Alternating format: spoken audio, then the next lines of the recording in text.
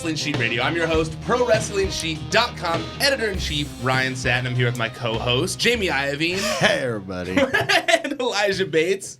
Good evening. Or good day. I'm glad we all had weird intros there, that we all felt a little off today. Well, Jamie's was really energetic. I wanted to be I was originally going to think about maybe I'll start it like what's that radio station that Wayne and Garth go visit when they're promoting Wayne stock and it's like handsome Dan, and the other guy goes That's a good line. It's funny that you mentioned a movie throwback there because I've been secretly working behind the scenes to get a stable going for the Schmodown thing they do with the three of us. So I believe you two have just been entered into the league as a team. All right. For a future show. And I don't know when your first match will be. All right. I'll take it. With me as your guys' manager. So we gotta start working on it. Drake Maverick over here. I'm thinking Mean Sheet Posse seems like an easy one with That's a solid one. And then we could wear the cardigans too. Yeah. I like that. That could be cool. I'm with it. Yeah. And if you guys got a better name for us when we enter the Schmodown. Mean Sheet Posse is pretty good. Mean Sheet Posse is pretty good. We've used it since like the beginning, so I thought it'd be a good one. I like it. All right, yeah. Well, let's just get into it. There's not really a lot to bullshit about. Let's talk about the news. This isn't the biggest story of the week, but I think it's the most entertaining story of the week, and that's why I brought it up first here because I wanted to hear what you guys thought about this one, and that is this interview that Stephanie McMahon did this week. It was part of the Web Summit, and she did an interview with CNBC's Elizabeth Schultz. And she said something pretty wild during the interview. She said, basically, so she was asked Stephanie was asked what her goal for WWE is in the next 10 years. And Stephanie said, I don't know, like 10, 20, 30 years from now, there's no reason that we can't be as big or bigger than Disney.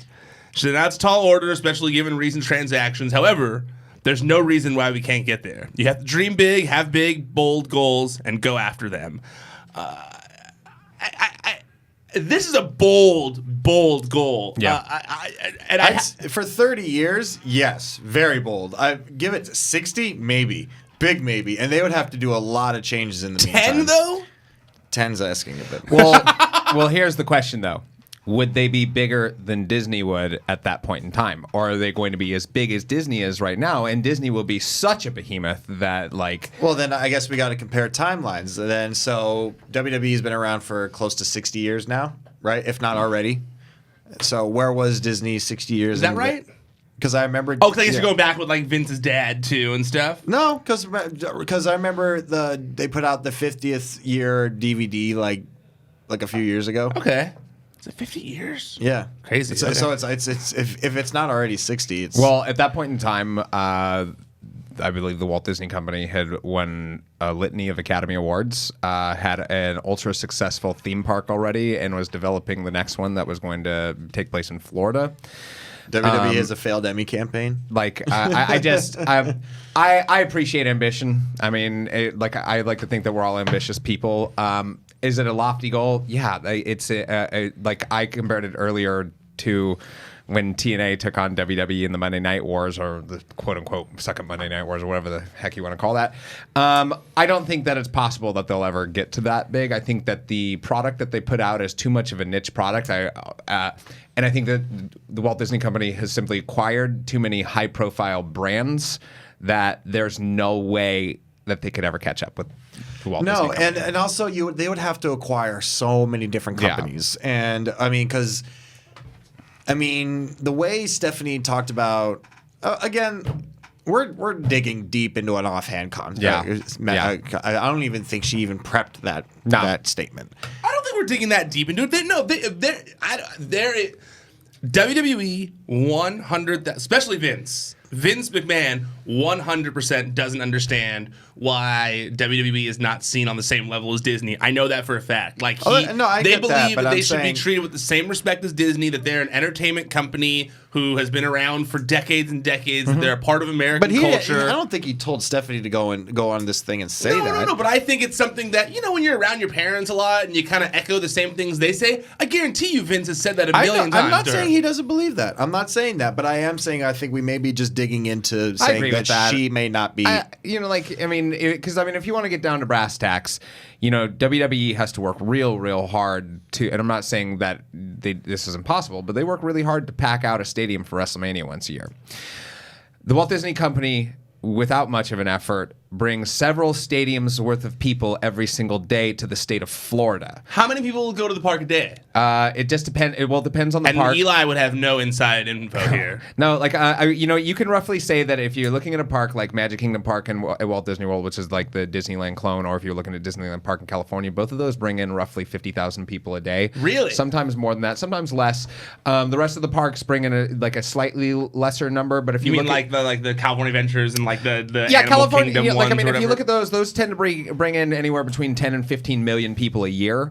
So if you break that out, the math-wise and everything like that, that's so many people. That's crazy. But that's not talking about the amount of people like booking the hotels, staying there for multiple days.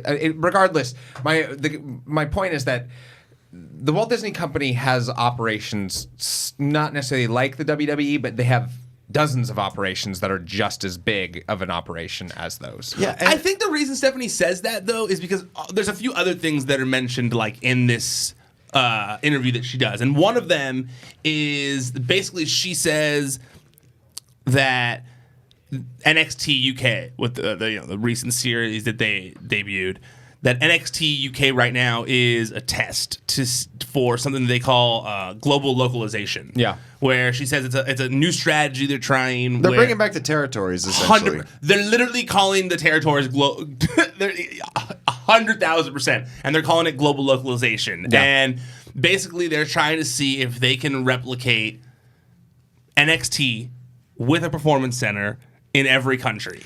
God, watch it. Could you imagine if in our lifetime we're gonna have to watch 50 different wrestling shows? Well, at that point, I don't think that's the at that point, I don't think that's the purpose. I think that it's less expecting you to pick one, and giving you the option of like, which ones do you want to choose? You want to bitch about Monday Night Raw? Cool, just watch NXT UK or NXT Portugal or NXT whatever, Mexico, NXT Wisconsin. I think it's a great. I was gonna say that. So in their eyes, or Stephanie's eyes, I'm trying to think like Stephanie here to where like she was thinking, what her thought process was here. One, it's going to be all around the world like that. Like where there will be a WWE Performance Center in every country. So like it would be similar to Disney, Disney France, or Disney France, right? Paris Disney, Disneyland Paris, like things like that. And then on top of that, I guarantee you, one of the things they're working on is a Hall of Fame, which would be like their theme park. We're trying to do a theme park. We've seen I don't know if you guys remember, but like it leaked. I don't know, it leaked, but it was like in an article. I want to say like a year back where there was like a pitch for a Disney theme park. A WWE theme park. Yeah, I remember that. It was at Universal, I believe, in Florida. I forget exactly what it was, but I remember like there's a picture of John Cena holding a globe thing, and there's like a pitch for it. So like in my imagination, what I imagine is there are plans to have a theme park and have spots that are WWE represented locations all around the world, like Hard Rock. So I don't think that. So I understand what she was saying, but I don't think Disney was the right comparison. I don't think that company is the right. I think she should have used a different comparison. I guess to use the word again. And there's a better one. Yeah, I mean, like I'd say, I can't. Maybe the NFL, because they're different pockets, different, and there's different divisions. I mean, not different divisions. There's the National League, and then all that shit. Yeah. Spoken like a true football watcher right there. All of us are football watchers I think it's here. the NFC and the AFC. I have no idea. Whatever the fuck. No, I have no idea either. But I like how we all just like went along with it because none of us watch football. We're like, but I know there's people who are going to be watching and listening. It's like, these idiots, what are they talking about? I don't even know what you're talking about. It's like, yeah, you're right.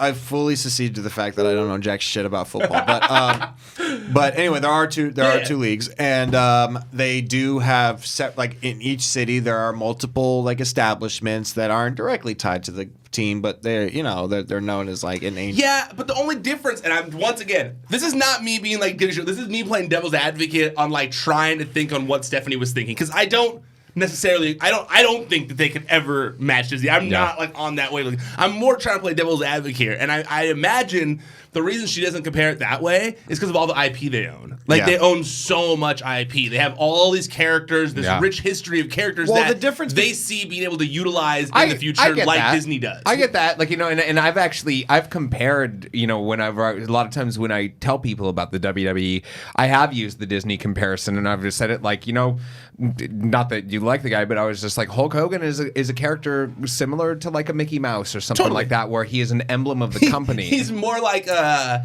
first one. He's not Mickey. He's like Mortimer? Or no, Oswald the Lucky Rabbit. Yeah. The reason why WWE won't ever, in the way they're running right, the way their company runs right now, the reason why they can't ever compare to any other studio that provides entertainment is their output of content. You can't expect quality content like a movie studio would make when they take months, sometimes years to make a movie or a television series. It's too fast. It's too often, and there is some aspect to the saying of quality and quantity, and it's just too much, you can't really, other than the tentpole events such as like WrestleMania or the Royal Rumble, when it's that many times, it's really hard to see which one you tune into, in terms of Raw, SmackDown, NXT, because they don't even fucking tell you what's going to happen before you watch it. Like sometimes we'll say, "Oh, next week the Brothers of Destruction will be here at or digging holes again," but that's my point. Is that I just think that they can't, in order for a studio to have any sense of quality, they can't just every night just shit things out. And I'll also add, if you take a brand like Marvel, which is run by the Walt Disney Company, Marvel took this strategic approach whenever they started making their movies, that the movies would be different genres, even though they're comic book movies or comic movies or whatever you want to, for superhero movies or whatever you want to refer to them as. But they all kind of delve into a subgenre. Precisely. But the difference is that the WWE doesn't do that. The WWE, like, even if they try to shift, this one tonally is a little bit more sport-like and everything.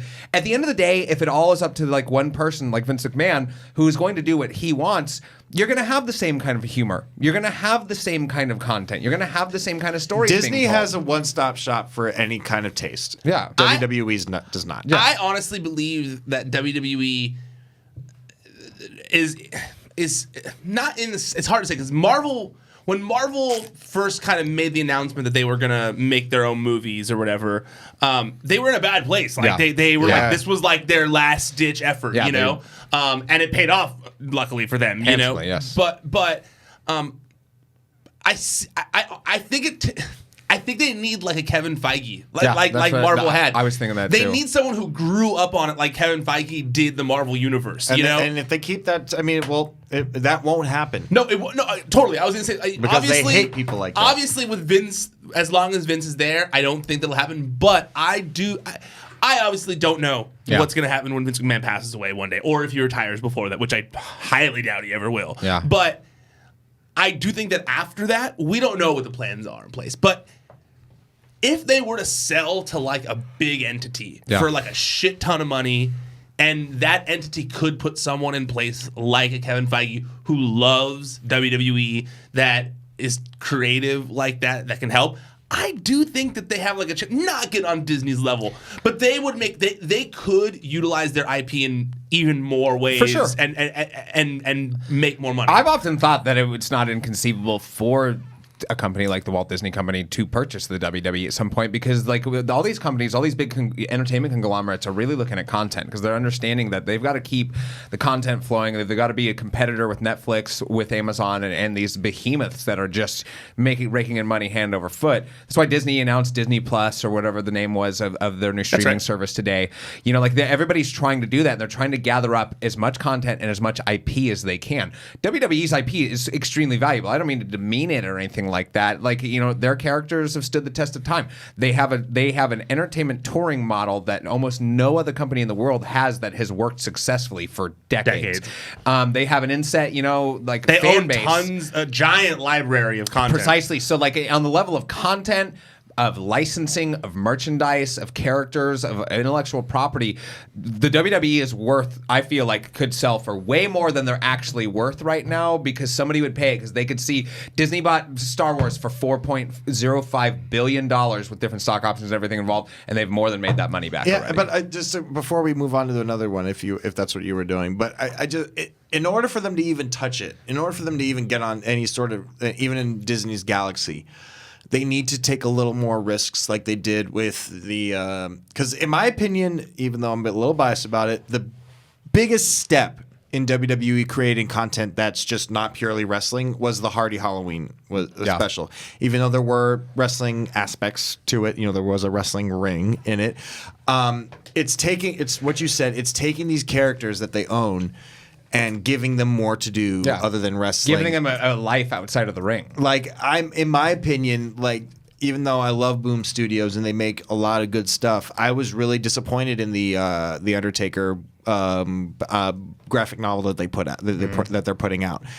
And that would have been a great TV series. Yeah.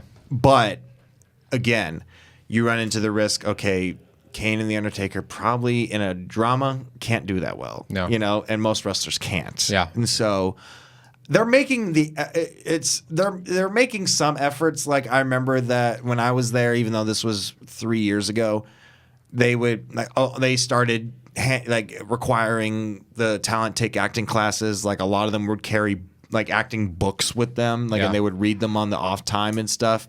I think a lot of it was more so because they saw what The Rock, Cena, Batista did, and they were kind of trying to get that as well. But they're planting small seeds. It's just that they need to pick up the pace a lot more if they're going to get there. And they got great. They have the potential to make some like dope extra stuff using the IPs they have, but they need to. WWE is very fraternal, not in the sense that it's like a brotherhood, but it's like a club. Yeah, oh yeah. It's and like the one thing WWE hates is outsiders. Yeah. Well, it's funny too, because one thing that they hate outsiders, but then they want to be led into like the mainstream. Acceptance, and you're like, it's a two-way street, guys. Like, you got to let them in if you're going to try and want them to let you in. You know, it's definitely a two-way street in that regard. And they need to, in order for them to grow in that sense, they really need a fresh start. Well, I can't believe they have a whole division that's their whole department is to try to keep WWE in the mainstream, like, stratosphere, to try and keep their name and, like, you know, make sure they get invited to premieres and make sure they're on talk shows and stuff like that. Award shows. Make sure celebrities come on Raw. And it's like they get the like bottom barrel, least cool wrestling fans that are in existence when they do that. And you're like, there's really cool wrestling fans that are like famous that the fan base likes. It's just more that these guys don't really know. There's no social pulse in that company. No, that's true. Not a single one. I wasn't going to change topics when Eli was talking. What I was going to say is, and I know that you had mentioned, you know, earlier that it was kind of like picking apart a very small comment that she made, but I do think in the overall scheme of things, it is very telling, because there's another part in the interview where. To be fair, I'm sure they all think and want that. Totally. I believe that. Well, I just think, because I remember there was those rumors a while back about Disney wanting to buy WWE. Yeah. Do you remember that was kind of like a thing and for I a think minute? WWE was evaluated at like $3 billion or something like that. It was something like that. But it's funny that I'm just kind of putting these pieces together now. But in this interview, they talk about the WWE Network, and she says that prior to them announcing and launching the WWE Network, they were like deep in talks. She alluded to it, so these aren't her exact words, but basically she implied to the fact that they were like deep in talks to have their own linear network, like on TV. It sounded like, like a cable network. Which, by the way, those talks happened for so long too, like way before the WWE network, and I remember thinking like, TV channel, no, like I'm not just gonna tune in and watch a TV channel of WWE. Me neither. I remember when that was a new rumor. Like that, but anyways. But what she says in this interview, which I thought was interesting, is that she says they were deep in the talks, and then when they got like near the end, whoever they were in talks with, they were going to have to sign away 10 years. They were going to have to sign away the rights to WWE TV for 10 years. And they were like, no, we don't want to give away our TV rights for 10 years. That's a long time to give away our rights for 10 years. Yeah. Like, who knows where things will be in 10 years? And they were like, you know what? Screw this, let's just make our own network. And they just decided to make the WWE network, and they were able to get it done in 8 months before launch. I was like, damn, that's really impressive. No, it is. At a certain point, because they had it all digitized. They probably had it all sitting there waiting to make their network. Because we remember, like, the Legends House thing was filmed for, like, years before it came out. And that was, like, the one that was, like, the centerpiece of, like, this is, like, what the kind of content we want to make and stuff. So, and we haven't done it since. Yeah, I know. God, I wish they would. They really have. Well, no, they've done some reality shows. No, not that show. God. No, they haven't done that show. There's no better thing on the WWE network than Pat Patterson pantsing the Fink. It's my favorite thing. Maybe that's and it's the first thing that was on there. That's great. And then didn't they cry about it? Yeah, they all. There was that episode where they all cried. They all like so much. That was a deep episode. Yeah, that was a deep episode. Okay, it was a deep one, but then. But they all knew Pat Patterson. That's was gay. what I was saying. I was like, what? I love the one too where the Fink started crying because he got bullied as a kid, and it's like he's getting bullied by every single person on this show. I'd love for them to bring Legends House back, dude. Yeah, it's been God. How long has it I would been have made out it. now? I know, and it's been. So they launched like in 2014. Yeah. God damn, it's been around that long. It has. That's crazy. 2013, 2014. Yeah. God, they really were ahead of the game on that. No, they were. They like. I will say, WWE Network's great. Like, I mean, I still have it. I mean, and it gets better. You know, every year they improve on it. I also love just because. I always love when Stephanie says that they listen to the fans. No, they don't. Because I love posting the. It's my one troll move. By the way, they do. They just don't care. Yeah. No, because if you think that Crown Jewel as a whole was that is case in point that they do listen. They listen. And that they were just like, okay, well, you guys are going to bitch and moan about us putting on this Crown Jewel thing. Well, this whole thing is going to be a giant middle finger to every smark that watches our product. If you think about that card front to back and what happened on that show, it was just a giant like, okay, all you the smarks, fuck you guys. It really was. It's funny that you say that because when you watch it, I was wondering to myself if it was like a giant middle finger from Vince to the Smarks. It was! Or if it was a giant middle finger from the Saudis to the Smarks. Because it was like, because I don't think, do you think Vince booked every single aspect of that show since the Saudi guy got, I don't think Mohammed bin Salman got to like pick who's going to be on the show? I think he picked who's going to be on the show, but not what was going to happen. You don't think he has any input? I don't think he would, as a wrestling fan, no, because I think he'd want to be surprised. Maybe. I wouldn't. Yes, you would. No. If you were paying millions of dollars, if you were paying $50 million for your own wrestling show, you wouldn't want to book it at all? No, because I'd want to make sure that because they know how to do it and I don't. I don't. And he doesn't. If Vince McMahon came to you and said, Jamie Iovine, if I could pick you who's have given on me the enough card, money, if I could pick who's you have the option, you can pick the card, and you can either the sit talent and watch on the it card. and be surprised, or you can sit here in the room with me and pick the winners. You're telling me you're like, oh no, Vince, I just want to sit in the crowd. I don't want to have any input into how the matches go out. Yes. What? Yeah. Are you the same way? Am I crazy here? I mean, if you paid the money, wouldn't you want? This is hypothetical. I'm not saying Mohammed bin Salman did. If I paid the money, I would want to win the championship. I like how your goal is completely different. I mean, to be fair, if I was paying the money, I would have been in the Greatest Royal Rumble. I mean, like, to be fair, Brock Lesnar would have turned around and I would have jump kicked him, and you know, and people wouldn't have known how powerful my feet were until then.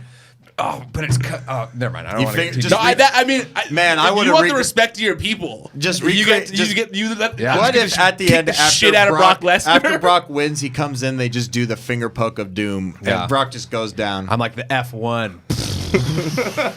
and then I would have made me. But no, I wouldn't. Not so much because I want to know who's on it, and I would make sure that the people that I wouldn't want like maybe they would show me the card and I would have final say. Maybe that. I like how it's already morphing. I know there's no way if I paid the maybe bucket, you wouldn't because want to if be I involved. woke up and then like it was like I don't know Apollo Crews versus Jinder Mahal, I'd be like I don't want this. I would interfere in every match. It'd be like Brock Lesnar versus Braun Strowman. It'd be like the match is almost over. What's this? And it would be me driving in back. the milk truck. Oh my God, it's Mohammed bin Bayou. I would be reliving every classic WWE moment. Like, he's driving a beer truck to the ring, and I'd spray both of them down, and they'd slip and fall, and I'd pin them both. Next match, he's tearing down the Titantron. What's this? It's Sting. No, it's Muhammad bin Al Salman. That's what I would do. I mean, fair enough, I guess. Hey, you're telling me that wouldn't have been more entertaining than the actual Crown Jewel? Yeah. Every single second while I was watching Crown Jewel, I just like this. None of this matters. It was crazy watching it, just thinking that the whole time. You were just kind of like, they're not even going to mention this. This is stupid. Like None of it mattered. It's funny. We talked about it on the Raw recap. Yeah, they this week, did but it's mention funny- it. Well, sorry. On They SmackDown. They didn't mention Hulk Hogan, which I thought was funny. They didn't. yeah, not one mention on Raw or SmackDown of Hulk Hogan's appearance at Crown Jewel. Because they're not ready. Because they know America's not ready yet. Totally. They know that. They're not stupid. They know that they have to treat the America reappearance a little more careful. Yeah, much more I delicately. don't, and it's not time still. No. I mean, No, after watching it, it was very clear. It's not time If still. he had come back on Raw and I And was just so, did that? I was so scared if he had come back on Raw the next day. like as if like, hey guys, we did it. I We're was good. like, no, this is the worst time. No, I am worried that he's gonna end up being like the GM at some point. I wouldn't, that's gonna be I his wouldn't be return. against that, but I'm saying you can't have his America. If I can't, maybe they were planning. I mean, if this whole thing had not happened, I feel like they could have brought Hogan back sooner. yeah. But the whole throwing the whole Hogan thing, an already contentious issue, Yeah. alongside an even greater contentious issue, night and day. It's now he's part of that conversation again, and you can't do that. Well, speaking of Crown Jewel, we should move topics here a little bit because we did spend a long time on that Disney thing. It fascinated me. I like Disney. I like wrestling, so I enjoyed it. But besides Hulk Hogan, I think the biggest story coming out of Crown Jewel was Triple H getting injured. Oh yeah. It happened early in the match. Tore the hell out of that pec. That injury, that pre-surgery pic looked pretty gnarly. Did you see the actual surgery picture that I posted today? WWE always posts those surgery videos, and I just Well, it was pictures on this one, and it was like it's the black and white still, but you can literally see like this giant hole in the front of his shoulder, and they're all just pulling it apart in different directions, and you can just it looks like a fucking horror movie. They're they're literally pulling his skin apart, and you're like, ah! Yeah, it's like they're tearing apart Laffy Taffy. Yeah, that's what it looks And it's like. filled with cherry blow pops on the inside. Yeah, it's 100% what it looked like. See, that's what I always thought Triple H was full of. Cherry blow pops. Dude, I wish. But I think the big question here, okay, so it was a torn pec, like Jamie said, and I was looking up the recovery time, and it varies. Obviously, it seems like 14 to 16 weeks seems like the max for recovery time For a normal person. But at the end of it, but also you got to remember, Jamie, he's getting older now. Well, do you want to bring up why why we were having this discussion before and what the implications could potentially be? The big question here is obviously with Roman Reigns gone. And WrestleMania is right around the corner. Is it one of the really? It's only a few months away. It's November. December, January, February. 5 months. But the road to WrestleMania is getting closer. The building blocks for the road to WrestleMania are starting right now. Yes. Is that fair to say? Yes. Mm-hmm. You look No, pensive yeah, about no, it. Because It is. we're not going to have this debate again. The road to WrestleMania starts. sure. Yes, The road to yes. WrestleMania starts at the Royal Rumble. I'm going to fight anybody that doesn't agree with me on that one. Right when I said that, I was like, "Oh shit, we're not doing this again." No. Go back to last year. Well, It was the whole if thing. that's when the road to WrestleMania starts, then I'd say that probably right now, whoever's going on this road is probably getting out of bed. Yeah. Yeah. You know, maybe Taking a shower. maybe like drinking a shake or reading the paper, Taking a poop. eating some, playing a game on their phone while they take a poop first thing in the morning, and they're like, man, I can't believe I got to get on the road soon. Yeah, that's pretty much. But Triple H instead is now in recovery mode instead of doing all of that. Yes, Yeah. and as if I may, Yeah, well, the last thing we teased was Batista. Yep, and as we know, Batista and Triple H are teasing what everybody has been wanting, which is Batista, even including Batista, which is he said the only reason he would come back is for a match with Triple H at WrestleMania, and from the SmackDown 1000, that seems to be what we're getting. You know what I think, and I just as you said that, it was just coming to my head. Is Batista said in all those interviews that he wants to come back full time. Like, as long as he gets Triple H, as long as the goal is Triple H, Batista could be the saving grace right now. They need like a superstar on the show full time with Roman Reigns being gone. Yeah, and there's nobody really who can step up to take over that role.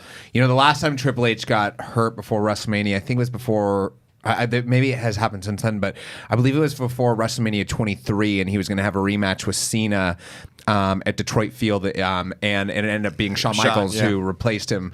They don't have Shawn Michaels, or they don't have even a Shawn Michaels, you know, who can kind of step into like that main event role all of a sudden. You know, Shawn was a very unique person to have on the roster at that point in time because he could. Yeah, and Seth, and people are going to say, what about Seth? What about Dean? They're not there yet. No, they're not. Like, I mean, I'm sorry, but it's one thing to be involved in a WrestleMania main event, but you need a certain star caliber to plan that out and everything. Like, I mean, Roman just got there. Yeah. He had just got there. Yeah. I would say Roman wasn't even there until that probably he beat The Undertaker. I think that's when I would have accepted it at least. But yeah, like, I mean, and even when Seth was involved in the main event, he wasn't involved with the build up to it whatsoever, you know? So it is one of those things, like, I don't know who they could base it around, but you're right that Batista does have enough star power, both from his time in the WWE and obviously in his post-wrestling career has been massive. Because right now, I mean, to go off your point, there's nobody on the card right now that if you say, I mean, as like consistent competitor, not the one time, not the part timers, but the consistent competitors. There's nobody on the card that if you put them two together, they're going to sell out of WrestleMania. No, there's just not. No, or let alone a pay per view. Do you think Batista versus Triple H would? It'll help. Yeah, I think it would definitely help. And I know it's not what Batista wants, but I think a Batista versus Braun or something like that would be much more enticing to me than like Batista versus Triple H. I mean, especially now that Triple H might be injured. Because also Triple H has become. Well, Triple H is injured, not might be injured. Well, Triple H is as recently he's become the guy that whenever we need to bring somebody back, we put him with him. Totally. Sting, Kurt, Dave, Big Dave. Totally. 100%. Even Ronda Rousey, to an extent. Yeah. And that's a big problem when he's not there. Yeah. It's a big problem. Well, he is. He's like a utility player at WrestleMania. He's like one they can rely on. So I am wondering like what happens in that regard. Even recently Taker and Shawn. Well, don't you think also like if you look at it like a pec injury, and I'm not a doctor, but like Triple H at his age with a pec injury, I know he's a superior athlete and a superior hero and buff as shit, but like you would think that would hinder your ability to lift. Like that would be tough to come back at his age and the things he's dealt with. Like I wonder if we're even gonna see Triple H wrestle again. Like there's not any inside info, obviously. Yeah, but, like, of course you will.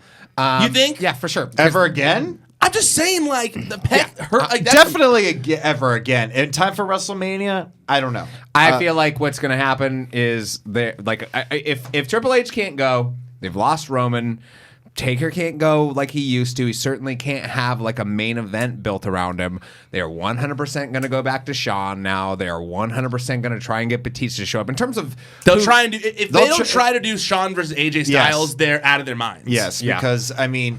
Because the comeback was so disappointing at really Crown was. Jewel. And you know what? Shawn is at this point now, what we've seen from Crown Jewel is that Shawn needs to be in there with somebody good. Totally. And AJ will make Shawn look like $1 million because you know it's like a dream match. Yes. And and I think, it wasn't at first, but putting Shawn's first match back, even though he was in a sense protected, but with 3 other competitors, those 3 other competitors were way past his prime Taker, way past his prime Kane, and your partner got hurt in the first half of the match. So I mean, it was really destined to fail. Totally. It really was, and this is the only scenario that you're going to get a halfway decent match out of Shawn at this point. I do think, though, that by the end of the match, it felt like he was slowly finding himself again a little bit. Like, I by the end, it was like kind of like he was kind of back in the groove a little bit. Obviously, it takes a minute. Am I the only one that wants Shawn to change his gear up now that he doesn't look like Shawn anymore? I hated the black gear. I think not only that, but even if he wasn't like it would. If Shawn Michaels came out in the mirror shit, like with all the shit all over him, but with no hair, that would look so fucking weird. Dude. Yeah, it really would. What do you want him to look like? I just think he needs to change it up. I think he needs to look like Shawn Michaels, like at home. I was gonna say short shorts and a referee shirt. To be honest with you, no, like at home. No, I know. I kind of wish that like they wouldn't have had him bick his head. Like it just like it looks so not Shawn. I understand the dude has lost his hair, but that happens. Like he should just wear a wig like Undertaker. It's not like they made. It's not like they made Ricky the Dragon Steamboat bick his head. Nope. It's not like they've ever made. They didn't make Dean bick his head. No, well, I'm sure they didn't make him bick his head. I bet you Triple H was like, "Do it, buddy. Be like me." I don't know. I feel like it was probably just Shawn trying to deal with his being bald. Looked good when he got his ponytail. I don't know, cut but off.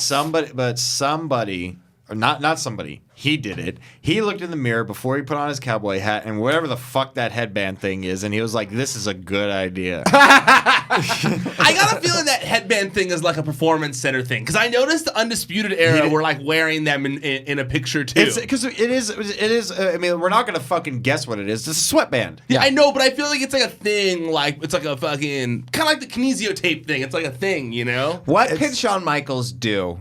Maybe it's so maybe his hat brim doesn't chafe his forehead. That's gotta be what it is. Maybe. What if he maybe he should grow a big beard? I mean, I like that. Like, I mean, if he had shaved head and a big beard, that's what Triple H that would did. look cooler. And if you notice, and if you think about it, do you ever look at Triple H and be like, oh, where does long hair go? You never think that. No, because it looks good. He looks cooler now. When Triple H first cut his hair, I was like, "Yo, he looks dope." Like Shawn Michaels should have had a beard with that big head because he looks too much like Christopher Daniels otherwise. But I think also we're literally just sitting here talking about like guys' hairstyles here, but whatever. I think, well, as you know, this is what we do. I know. No, trust me, I got no problem with it.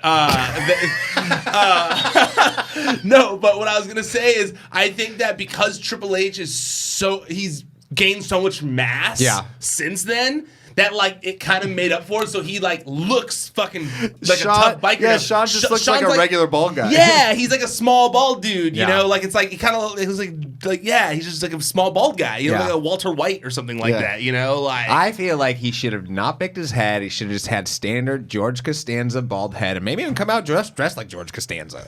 If George Costanza threw a super kick at the Undertaker, you'd be like, "What the hell is happening?" Believe it or not, HBK isn't home. Please leave a message. Yeah, no, I'm interested to see what they do at WrestleMania for sure. I just hope. I think Shawn Michaels has to be. They have to get Shawn Michaels the show. I don't know how. Like, what else are they going? Like, who else could they bring back? If anybody could come back in time, it's definitely Triple H. Yeah, but Ryan did bring up a point that I didn't really take in consideration, is that his training is going to have to take even though he may be physically repaired in time, he's not going to probably look the way that he wants. Smaller, he wants. Way smaller. I mean, standing next to fucking Batista, you know, who's a monster in himself, you know, he probably would want to look the best he can. Well, let me ask you this then. So if Triple H can't come back in time, does that mean Batista's out? Because that's what he wanted. That's what I worry. I feel like, like he has to. If they were going to do that, then you would think, Batista's out. Like, that's what Batista wanted to come back for. Do you think that if they have Shawn Michaels at WrestleMania that it's going to be a one-on-one match, or do you think that they'll try and triple threat to, like, put a couple people in there, you know, potentially, because that will protect him a little bit more, too? I just don't think he won any confident people in his corner at Crown Jewel. Yeah. I mean, here's the thing, like, when people come back, they're not as fast, they're not as agile, but they kind of still know where the fuck they are. Yeah. That was the first time I had ever seen Shawn not know what he was doing. Yeah.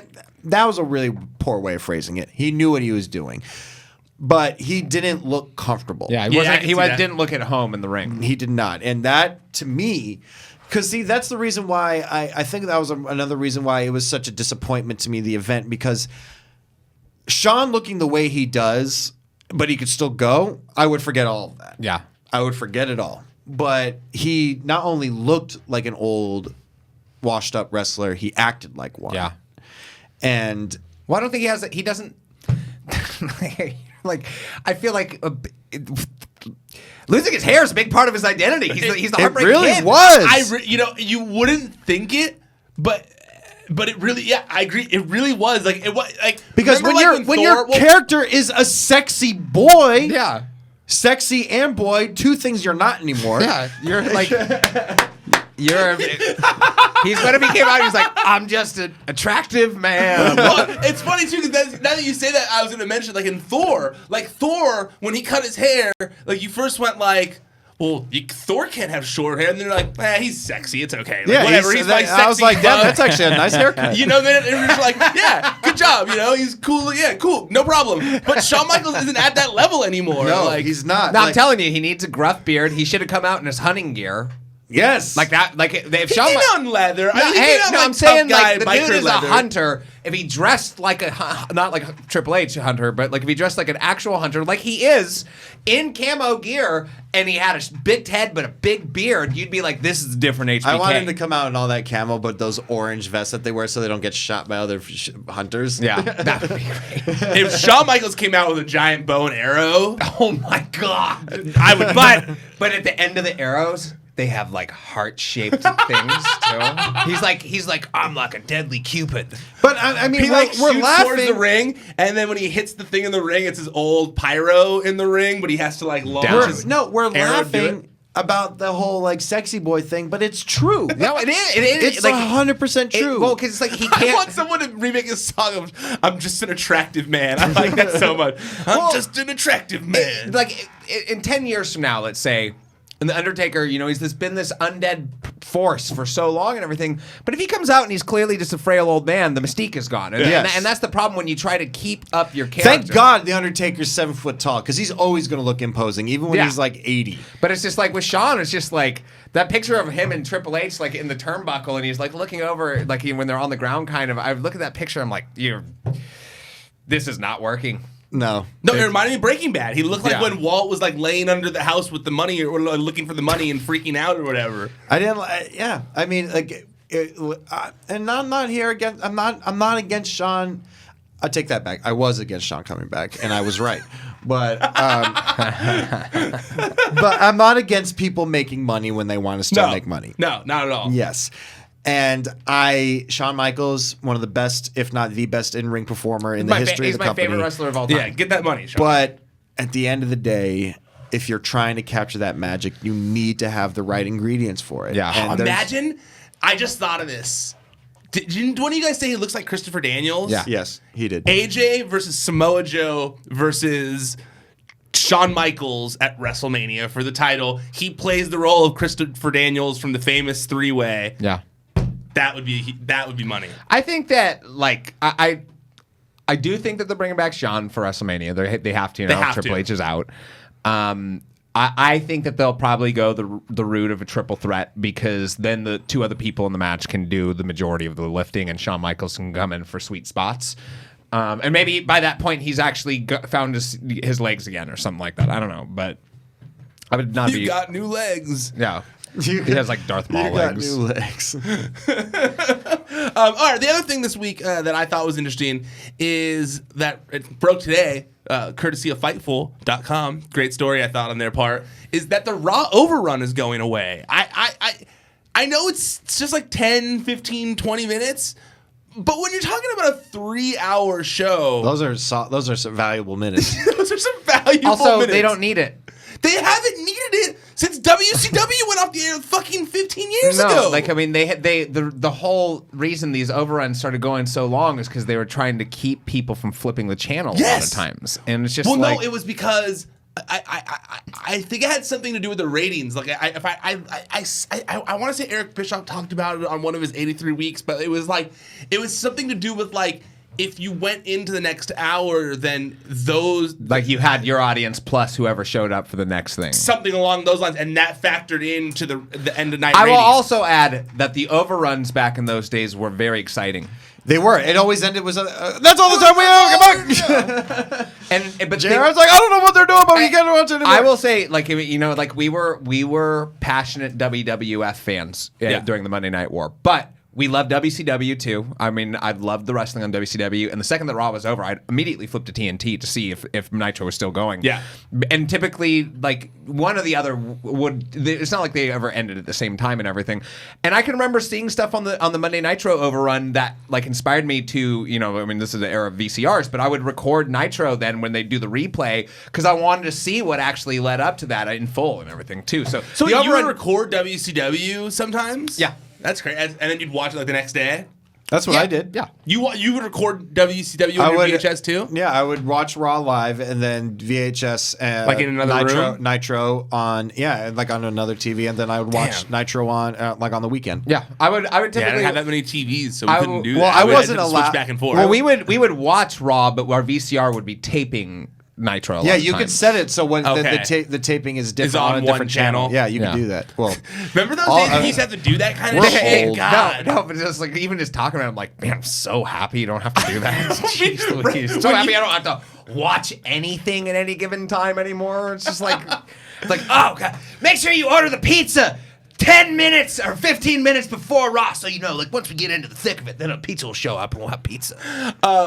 Yeah, you know, the overrun thing, you know what's one thing it hasn't, I noticed the one complaint about getting rid of the overrun, which I was shocked to see. people are upset about it. I saw, there's always new wrestling fans upset Yeah. about something. That show, But okay. real fast. The thing that they were upset about is the people who were disliking it is they basically said that the overrun creates this like I don't know when the show is going to end kind of thing. So you don't know if the match is going to end. So it adds a level of predictability to the main event because you don't know that it's going to end right on time. And on SmackDown, they were like, SmackDown, you know it's going to end. So it's a little like less. It's a TV show. That's how I feel. It's like they're all about producing TV shows. It's not like I ever watch like The Office and I'm like, I hope this episode goes like 28 minutes instead of 22 minutes. Even though sometimes they do. But. They did do that with The Office. Yeah. Let's be fair. This show has been running over an hour over for the past few years. Like not like that whole. Just treat the whole last hour like it's overrun because it is. Yeah, that was the other main comment to the reply to the story was like, great, now can they get rid of that last hour that we don't need? But yeah, you know, I think for me, one of the things I'm most happy about is as someone who I've had multiple girlfriends in my time watching wrestling is like, you know, like when you like live with a significant other or whatever, and like you share a living room TV, it's like, hey, when is this 3-hour thing you're watching going to be over? Yeah. And I'm always like, I don't know. Like, And also, it could be over the next 20 minutes. I don't know. It's a minor thing, but it's something I always hate because you can, on some DVRs, you can record 5, 10, 15 minutes later, and I always just do the even 20 because. Yeah, I do the max for it. Yeah, but I forget sometimes, and you know, I'll be like, oh, the Undertaker comes back after this commercial break, but I cuts off before that. But separate in terms of times. And if we think we're going to ever go back, words in times allotted for these shows, we're out of our minds. Because I truly think that it is not beyond the realm of possibility that we're eventually going to get a wrestling festival where it's literally all fucking day of things happening. If you think that's beyond the realm of possibilities. No, it's super. Yeah, What do you possible. mean? Like literally gates open 12 o'clock, wrestling until 12 midnight. Yeah. And it's just different rings around different Yeah. places. I'm surprised no one's ever done that now that you say that out loud. Has there never been that? Not to my knowledge. You would have to involve a lot of. There would be so much red tape there Yeah, because but- with a festival with a music performance, everybody's got the same goal. Yeah. Yeah, and I guess like something like the Jericho Cruise, it wasn't like all day. It was like tapered out or whatever. That would be cool though. What was the reaction to that? Would people have a good People time? I mean, from what I gathered, it was a hit. People had Yeah, people fun. seem to enjoy it a lot. Yeah. I've been listening to like I was telling you guys, I've been listening to the Elite interview on there, and it cracked me up, that thing I texted you guys about, where they were like, because I was texting them, but in the interview, Cody says something along the lines of like, if you have to say you're a locker room leader, you're not the locker room leader. Yeah. And literally like a few minutes later, Jericho says, like, you could tell like it reminded him something, and he goes like, didn't CM Punk say that to us once? And he was like, well, wasn't gonna call the guy out, but it's your show, it's your cruise, so yeah, that's what I was talking about. And they start like talking about it, and Jericho's like, yeah, man, I'm not a leader. Or he's like, I'm an adult, I don't need a leader, someone to lead me. I'm an adult, man. Like, I'm not gonna, this guy doesn't fucking lead me. And then but then what was the story? Booker T said he said like one time. He said one time CM Punk was like, as the locker room leader, I am telling you all to make sure you pick up your trash off the ground. And he said that Booker T responded by going like, man, that guy doesn't lead me. And then he threw his trash on the ground. That's literally like, Booker T became that one kid. It's like when your brother would be like, he's hitting me. He's like, no, I'm not. I'm just touching it. like that's Booker T. Totally. That's Booker T. Hey, but like, I get why Booker T would respond that Chris way. Jericho. Yeah, I mean, kind of weird for he- CM Punk to say that to Chris Jericho and to Booker T, who have been in the business way longer than him at that point. Yeah. I mean, I guess because he's like the champion. I get it. Like, I mean, CM Punk had has still, I'm sure, has a very high opinion of himself. Yeah. And I'm not saying that as criticism towards him. Like, I mean, you should have a high opinion of yourself. Did you guys see the thing about him today?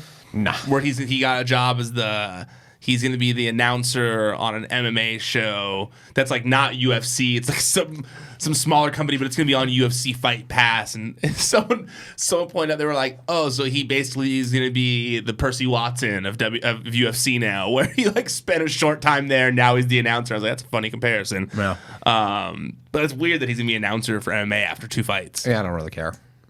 I literally don't care at all about it. I literally could care less. Now, before we get out of here... Couldn't care less, whatever the phrase is. It's close. Before we get out of here, I want to talk about one more topic, and that is the possible end of Lucha Underground. Obviously, I'm not saying it's for sure ending, but you know, the executive producer of the show, Eric Van Wagenen, did an interview this week, and he, you know, as much as he said in the interview that he doesn't think the show is going away, to me, everything else led me to believe otherwise. I mean, one of the things he says is that they've reached a tipping point budget-wise, and that there's no way they can do the show for the same budget in the same amount of time. Like, they shot this most recent season in a month, and he's like, we can't do that again. We shot in a month. It was unheard of to shoot a whole season in 1 month. Yeah, it's a lot of work. It's a lot of work, and so. He also said, you know, sometimes good shows get canceled. You know, sometimes good shows get canceled, and sometimes really shitty shows go on and on and on for business reasons. Yeah. So, I mean, an executive producer saying those kinds of statements about their show is typically not the best sign. Yeah, no, like, I mean, it's very true. You know, like, I mean, they're like Arrested Development. You know, was a show that got not great ratings, but was like beloved. You know, it came back obviously years and years later. Whether you can say that the quality was upheld from its original run, that's an argument for another time. But the most recent season was good. Yeah, you didn't like it? No. You said that so positively. I haven't liked any of the new Arrested Developments that have come out. That's since. A bummer. Yeah, it is a bummer because I really wanted to enjoy it more. But watching Michael Cera as George Michael, I'm like, you're like a 30-something man. Stop pretending you're a boy. Anyways, that's not wrestling related. No, but also Freaks and Geeks is another one like that, where like there's so many critically acclaimed shows that end after a year. It's not like I assume that. Hold on. Yeah. Were any of you guys Stella fans? Oh, Stella was great. It was a great show. I loved that show. It was with Michael Showalter, Michael Ian Black. Was in it too. No, I didn't watch it. It was just ahead of its time. It really was. You know, like a lot of these shows, you know, Freaks and Geeks is another show like that, where it's just like Freaks and Geeks came out about 5 years too soon, maybe 10 years too soon. You know, like it was because it was a show that was so rich with references and storytelling and stuff like that. It was the Apatow, you know, craze long before it hit the theaters and was beloved by everybody. And so, like, I mean, I get, like, in the case of Lucha Underground, it's like, yeah, there's a lot of production that goes into it. There's filming, especially the way they want their shows to be run. Yeah, and it's just like, and you should feel stoked that you had 4 seasons of kind of a supernatural spin on a wrestling show. Totally. In a lot of ways. Because look, I honestly do believe that if this is the end of Lucha Underground, they did leave a pretty good legacy on the wrestling industry. I think that they very much And, it's maybe not the same as ECW, but, ECW was a company that wasn't watched by every single wrestling fan, but did influence wrestling business going forward a little bit. And I might, have fallen out of touch with Lucha Underground due to them sending me that cease and desist. Yeah. But I do believe that Lucha Underground, the legacy that Lucha Underground will leave if this is the end, is they did add production value to wrestling, which and supernatural elements that move things forward in a cool way that a lot of people emulated. Yeah, I agree with you wholeheartedly, and that's one reason why if it is ending, it's a real shame. It's for two reasons that you just mentioned. One, it's one less place for these people to go, and they were the only company, especially on a major television channel. I mean, you could debate all day whether or not you think El Rey is big or not. They're big. They're a network, But it was the only wrestling company on a major network that was doing it different. Yeah. I mean, yes, the aesthetic to TNA or Impact is different, but I have never seen a wrestling show filmed that way. Yeah. Ever. And I really liked how it was a fresh take. I think it's one of the key takeaways. I'd like to say that it does go out of business or that they cease production, however you want to phrase that, is that they had a lot of financial backing. They had a lot of smart people involved. And I think it's a testament to how difficult it is to successfully run a wrestling organization. Well, not only that, I think I'm going to change that statement a little bit. I think how difficult it is to turn a wrestling television show into a financially stable wrestling company. Yeah. Because it's a huge difference having a wrestling television show and having a wrestling company. And I think that Lucha Underground is a huge example of that. They tried multiple times. Well, not multiple times. They tried to get out. They tried to break the mold a little bit. They tried to do a house show or two. They tried to get meetings to movies and that kind of stuff. And it just didn't work out in their favor. And it shows you that the wrestling industry is hard. And that's honestly... Especially in Los Angeles. I'm sorry, I said wrestling industry. Yeah, the television industry is difficult. It's a very difficult thing. And honestly...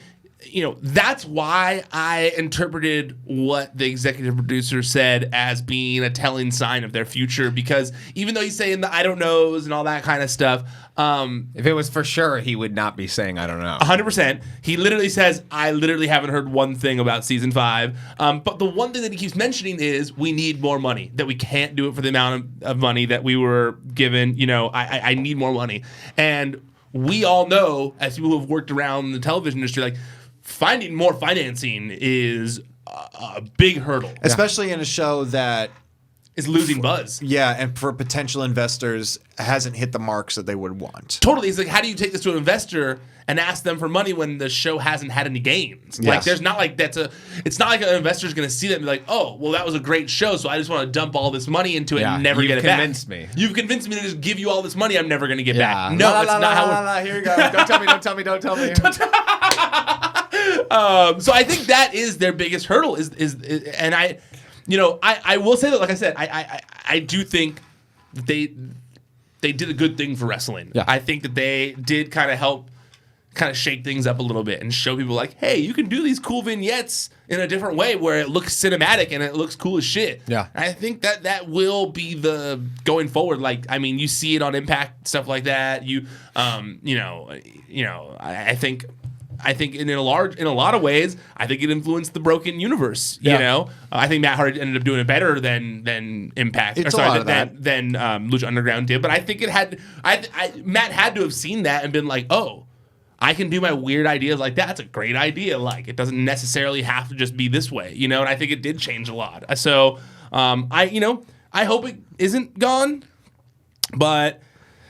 I mean, they killed off like 17 characters this season. Yeah. And like I was watching that episode and I was like, everybody's dying in this. Yeah, I thought the same thing while watching it. I was like, man, they killed off Matanza. They like put Dragon Azteca Jr. out of action. But didn't they theoretically kill off Johnny Mundo's wife? What's her? Well, they didn't kill her. She's possessed by something. Oh, I thought maybe it's like Invasion of the Body Snatchers where they kill the original and then they. I didn't watch the whole episode. I only watched the epilogue too, so I'm not exactly positive. And I felt like Jamie had the perfect analogy when he tweeted the picture that story about Stu Bennett, because I was pumped too that Stu Bennett was in the last shot. It was a great reveal. It was like such a good reveal of his character being like the ultimate bad guy in Lucha Underground, the one they've been like building up towards. It was if the It Was Me Austin was done correctly. Yeah. It really was. So it's just going nowhere then. It's like the end of like the Super Mario Brothers movie. Yeah, well, the comparison I brought up was that it's the ending of the most recent Power Rangers reboot movie, where they at the end of the credits they show a green jacket over a chair, and the teacher's reading off the roll call, and she says, Tommy Oliver, are you here? And like he's not in the chair, but it's obviously teasing that we're gonna get the Green Ranger and Tommy, but we're not, because they announced they're not doing the sequel. So we're not going to get the Green Ranger or Stu Bennett in Lucha Underground. Yeah. And nobody's ever going to rescue Princess Daisy either. Yeah.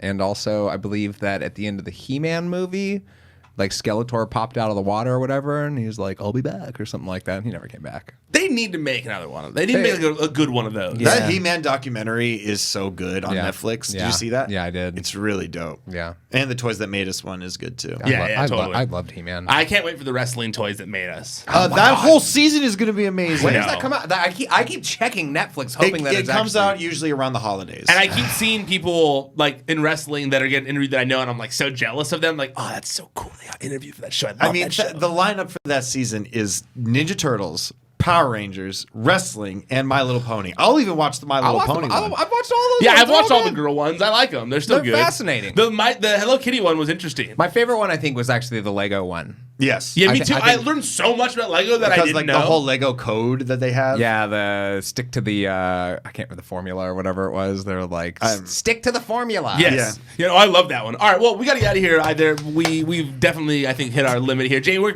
you know what? Eli. Yeah, you go first. Where can people find you at, Eli?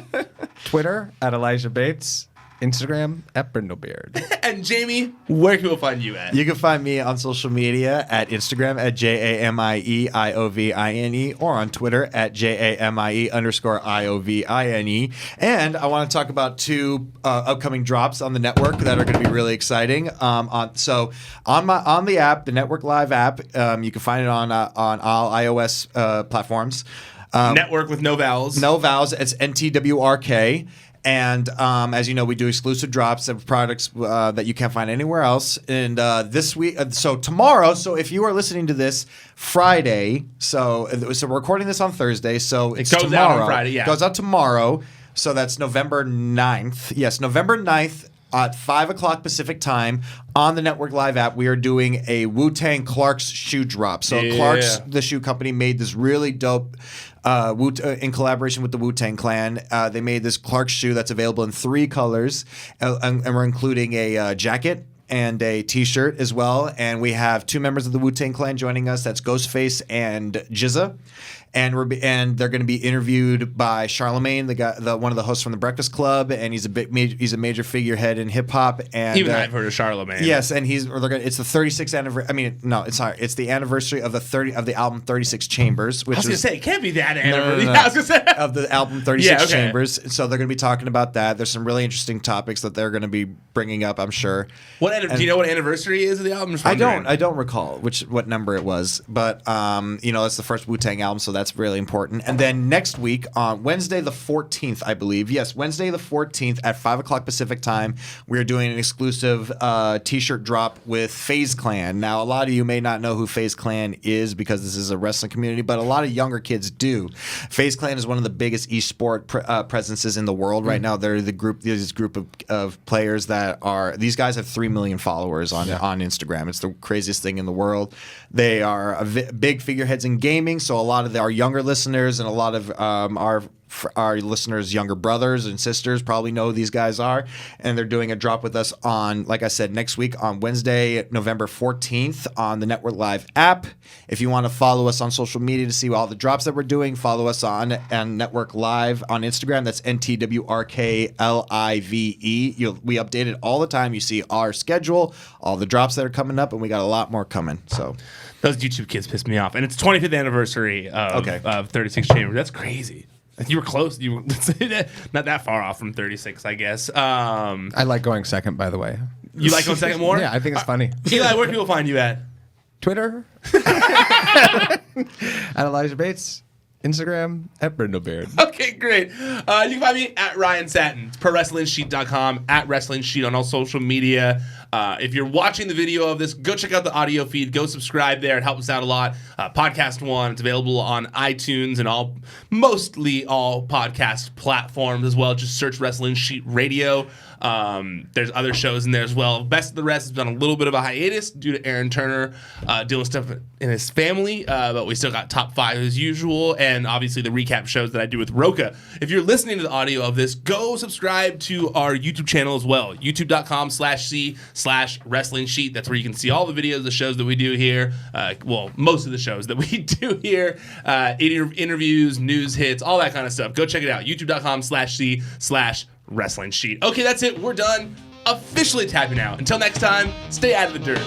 Keep your eye on the sheet.